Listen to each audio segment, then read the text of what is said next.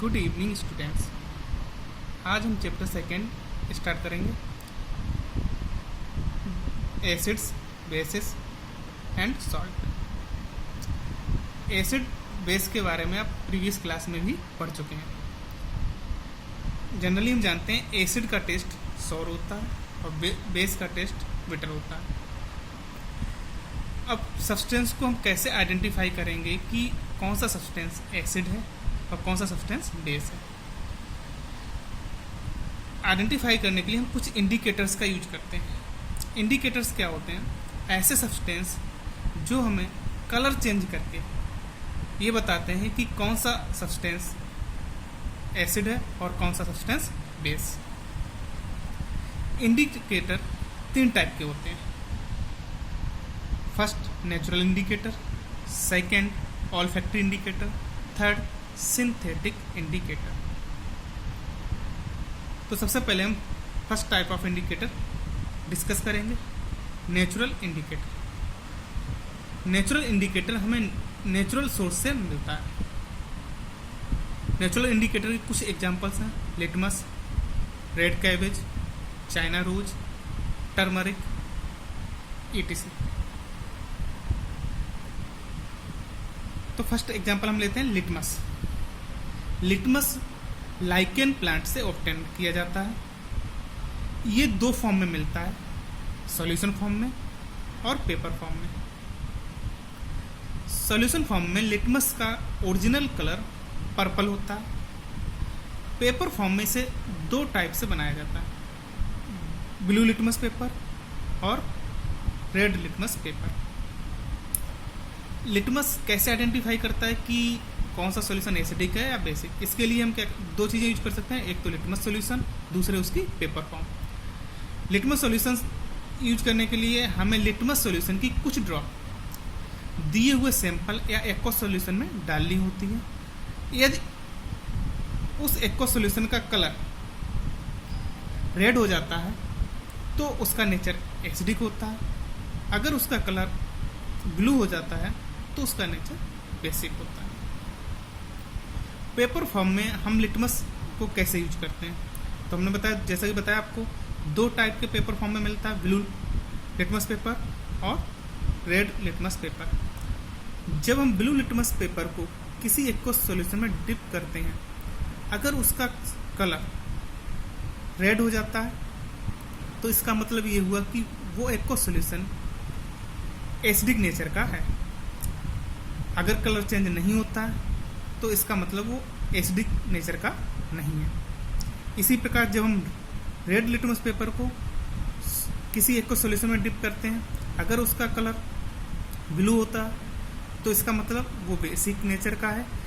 अगर उसका colour change नहीं होता है तो इसका मतलब वो बेसिक नेचर का नहीं है।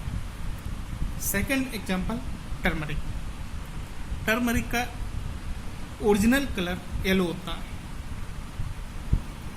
ये बेस के साथ रेडिश ब्राउन कलर का हो जाता है, यानी जब हम इसको किसी बेस के साथ यूज करेंगे तो उसका कलर रेडिश ब्राउन हो जाएगा, जबकि ये एसिड के साथ कोई भी कलर चेंज नहीं करता है। थर्ड एग्जांपल हमारा रेड कैबेज लीव्स। इसका कलर ओरिजिनल कलर पर्पल होता है। जब हम इसे एसिड के साथ ट्रीट करते हैं तो ये रेडिश कलर में चेंज हो जाता है, और बेस के साथ ट्रीट करते हैं तो ये ग्रीनिश कलर में चेंज होता है। अब हम इंडिकेटर का सेकंड एग्जांपल लेते हैं, ऑल्फैक्टरी इंडिकेटर। ऑल्फैक्टरी इंडिकेटर क्या होते हैं? ऐसे इंडिकेटर जो हमें अब स्मेल चेंज करके ये बताते हैं कि कौन सा सब्सटेंस एसिड है और कौन सा सब्सटेंस बेस। ऑल्फैक्टरी इंडिकेटर के फॉर्म में हम 2 एक्सट्रैक्ट यूज करते हैं, onion extract and vanilla extract. Onion extract base के साथ अपनी स्मेल चेंज कर देता है, जबकि एसिड के साथ स्मेल चेंज नहीं करता है। Second vanilla. Vanilla extract base के साथ अपनी स्मेल चेंज कर देता है, यानी अपनी स्मेल को वैनिश कर देता है।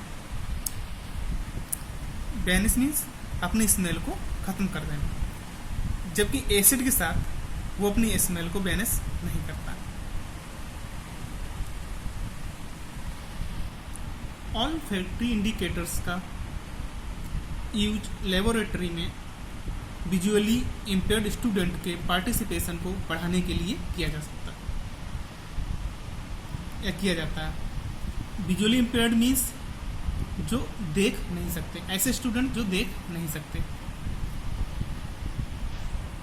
तो स्मेल से इजीली आइडेंटिफाई कर पाते हैं कि कौन सा सब्सटेंस एसिडिक है, कौन सा सब्सटेंस बेसिक।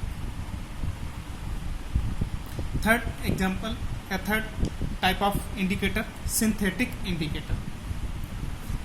ऐसे इंडिकेटर जो लेबोरेटरी में बनाए जाते हैं उन्हें सिंथेटिक इंडिकेटर कहते हैं।